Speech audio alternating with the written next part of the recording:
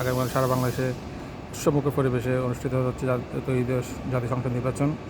এই নির্বাচনের অনেক আগে থেকে আমি বলেছিলাম যে বিভিন্নভাবে বলেছিলাম জানি তেমন সমস্যা হবে না, যত সমস্যা হওয়ার সম্ভাবনা আছে ভোটের দিন ভোট কেন্দ্রের ভিতরে যা পথ দাঁড়ালে তা এখনও আমি না করতেছি না, হয়তো হওয়ার সম্ভাবনা আছে। সেজন্য যারা আমার দল বিএনপি সহ পরিজন থাকবেন বিভিন্ন দলের, আপনারা সর্বোচ্চ সতর্ক থাকবেন।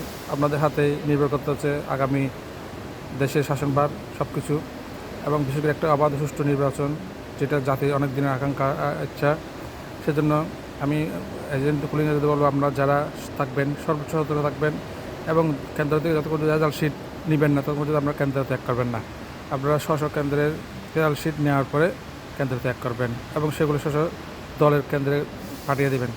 আমরা চাই আমার দল বিএনপি যে সুষ্ঠু অবাধ নির্বাচন নির্বাচনে হেরে যায়, তাতে আমার কোনো আফসোস থাকবে না, কিন্তু কেউ যাতে ইলেকশন ইঞ্জিনিয়ার করতে না পারে, কেউ যেন ভোট চুরি করতে না পারে, সেই জন্য সর্বোচ্চ সতর্ক থাকবেন।